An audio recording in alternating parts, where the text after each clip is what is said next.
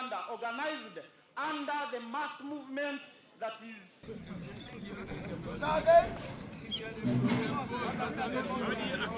Now, let us show... Are we together? If I stand with my honorable minister, I say, I'm not going to... Have to love Uganda. 2 men, 1 man has to love. 5 men have to love Uganda. We go. 5 men, 4 men, 3 men, 2. 9 men, 8 men, 7 men, 6 men, 5 men, 4.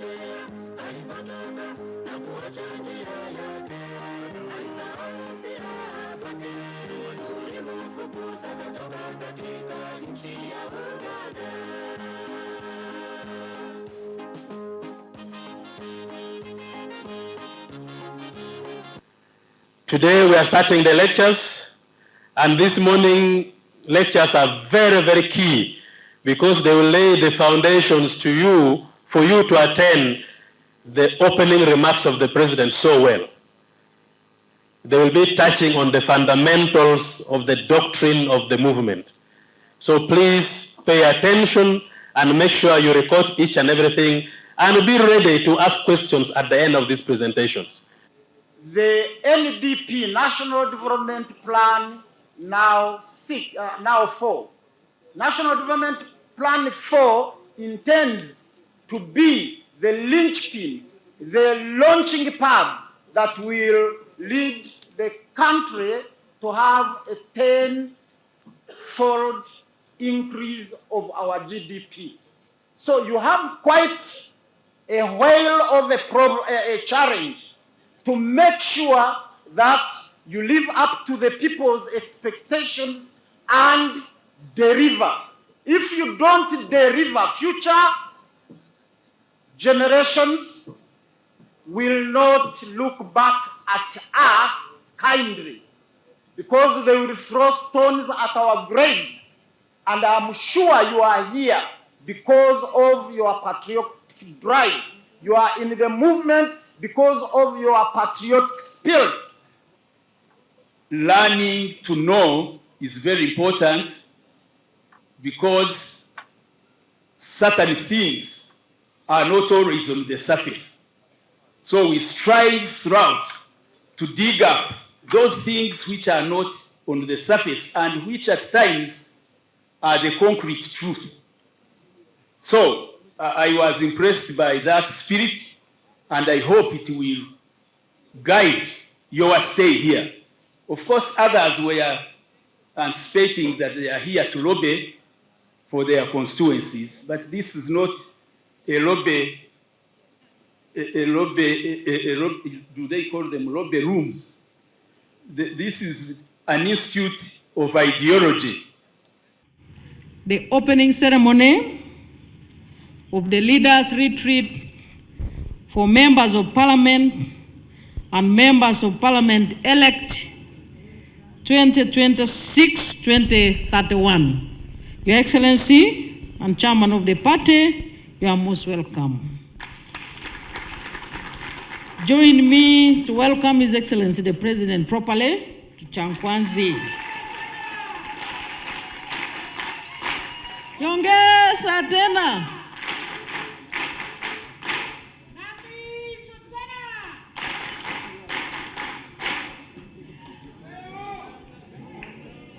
Your Excellency, I would like, on behalf of all the congregation here, to congratulate you for your overwhelming victory as the NRM presidential candidate in the just recently concluded elections.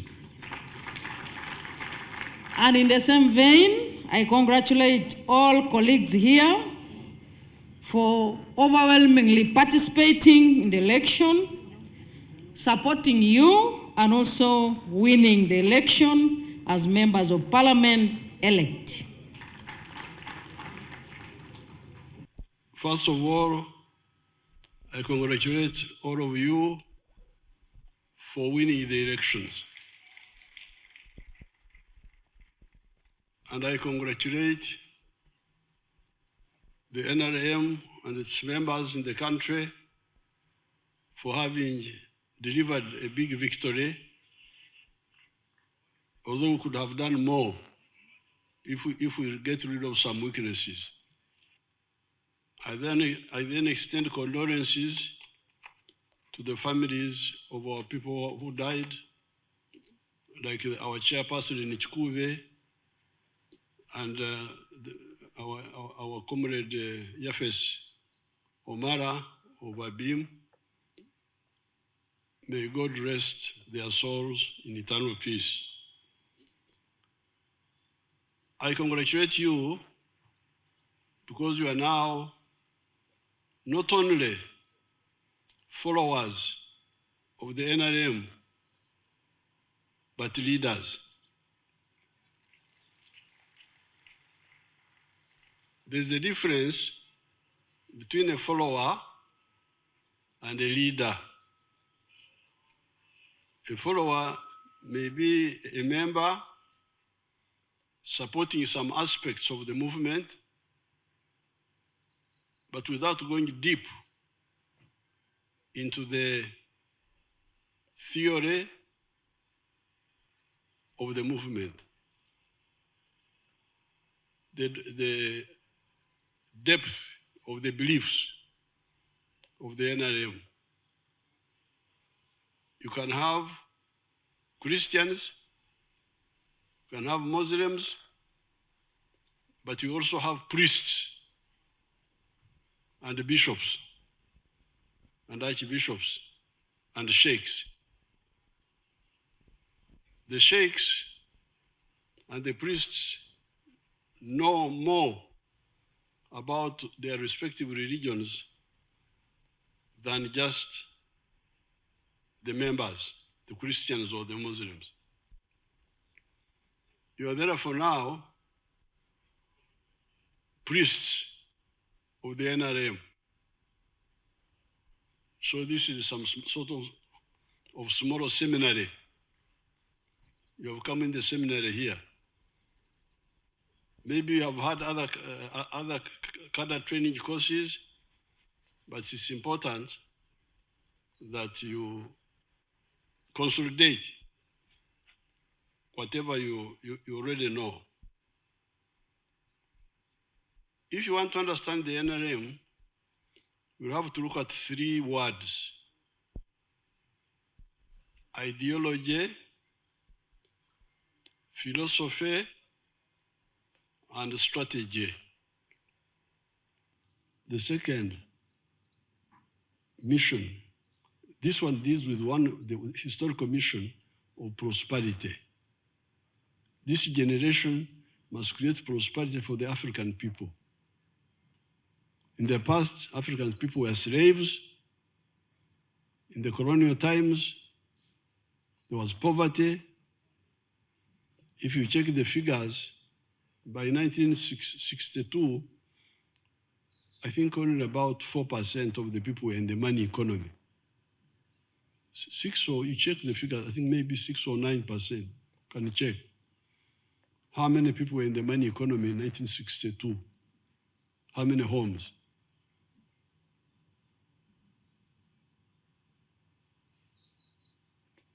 So therefore, this generation must solve the problem of prosperity using the methods I have said.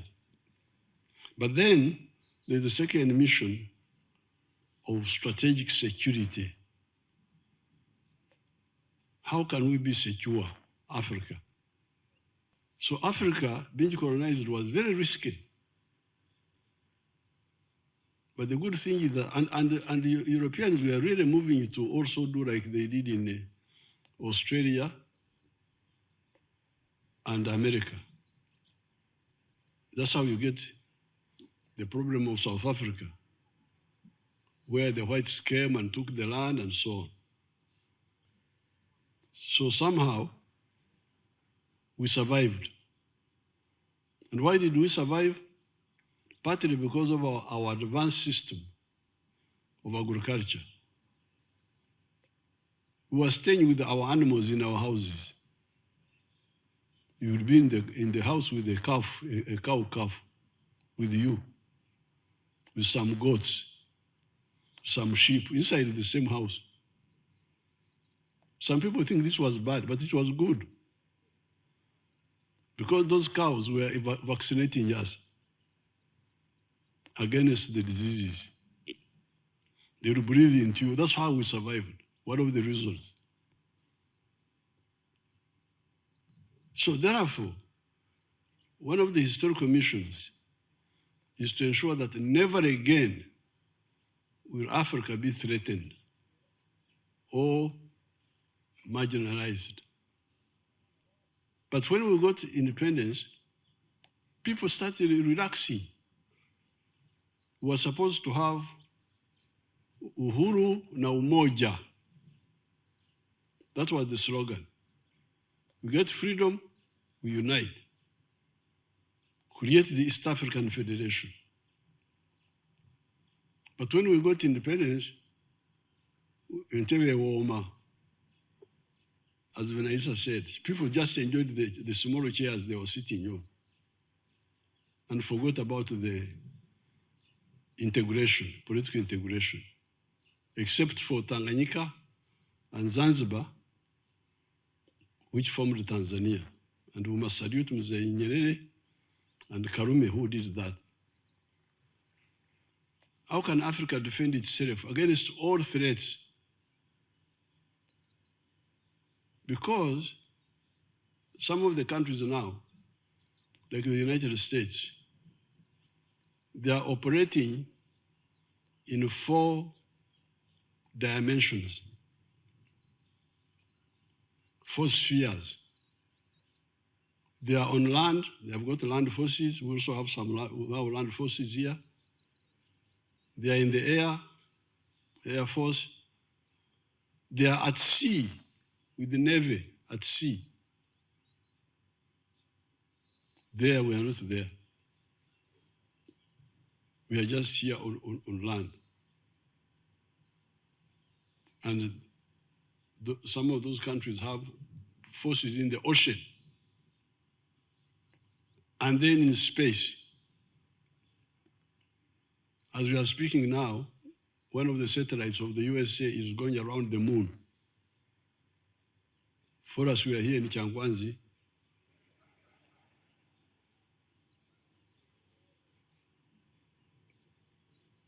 Eating macaroni or something like that, I don't know. This is very dangerous. This is very dangerous. How can Uganda have a navy? We don't even have near the water.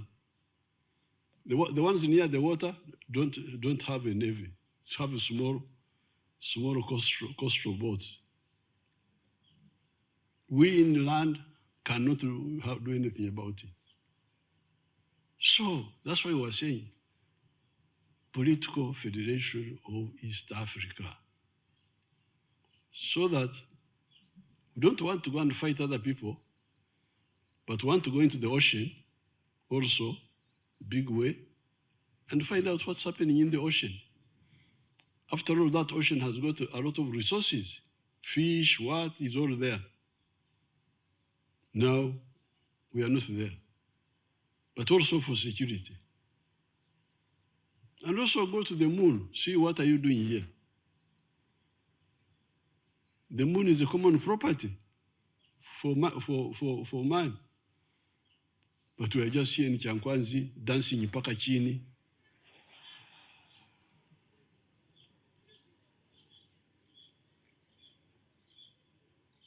When people are on the moon, looking at us like ants, as if we are ants. So, the issue of strategic security, that is historical mission number 3. Number 2. Number 3, guarding our heritage. The African heritage is very, very strong. That's how we were able to survive slave trade. Because we are very strong people, genetically. And our culture is very strong. You don't marry within your clan, you marry outside the clan. So the genes are very strong. the foods we eat. Me, I eat African foods. So therefore, that's the third historical mission, guarding our heritage, our language. Our strategy is to preserve our languages, and we feed Swahili to have more vocabulary. So therefore, once we do those, we shall address the issue of prosperity, the issue of strategic security, and the issue of heritage of the Africans. But coming in detail to prosperity, that's where we tell you of the four sectors of the Ugandan economy where you can have prosperity. Because you may say, okay, I want to be prosperous, but where do I go? We say the addresses are the following. Number one, commercial agriculture. Small scale, PDM type, or big scale. Number two, manufacturing. Either big manufacturing or a myoga, the small artisans, carpentry, shoemaking, and so on. Maize milling. That is the second sector. Third one, services. Border. So that helps us to deal with the issue of prosperity, the issue of strategic security, and the issue of heritage. Now we come to philosophy. What makes man work? This confused a lot of people in the past. But Jesus had addressed it 2,000 years ago. He talked of the hired hand, the hired shepherd, who, when the sheep are attacked by the wolf, he runs away and the wolf eats the sheep. But the owner of the sheep will defend them with his own life. So that's how the NRM was able to, people had been confused with parastatals, with what? You can imagine Uganda hotels had hotels in Kampala, in Gulu, in these places. Buses, you would find the government owning buses. But when we came, we said no. Private sector-led growth. Now, finally, once you have got this analysis, diagnosis, prescription, the plans, how about implementing them? Comes the question of discipline. Discipline of we, the cadres. If you don't have discipline, even if your belief is correct, you may not implement what you are supposed to do. That's why discipline also becomes very important. Discipline covers so many things. Avoiding alcohol, because that one can cause a lot of problems. Somebody is very good, but because of alcohol, he's disoriented.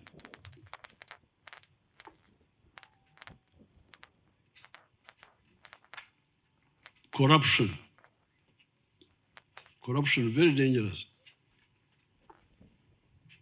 Because now that you are in leadership, if you are corrupt, not only are you going to misuse government resources, but you will become a bad example. If all the others copy you, where will the country be? If we capture this, the summary of which I have given you, we can't go wrong. Uganda's economy has been growing very fast in spite of this mistake. Powered by whom? By the private sector and the army, which guards peace, and the farmers. So if you, the leaders, you come as clean new brooms, don't please involve yourself in corruption. Don't please, I beg you. And I also not tolerate corruption. If it's necessary to have a new war, I will have a new war. It's very bad. It diverts us. Corruption, for what? Corruption is cowardice. You fear to confront life yourself. Then you think the shortcut is stealing.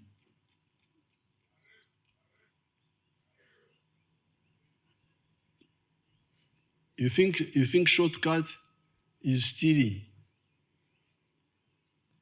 So why can't you be proud to earn from your sweat? Banyankwara, when it is raining like now, and you hear lightning in the sky, you say, Gambira he guru.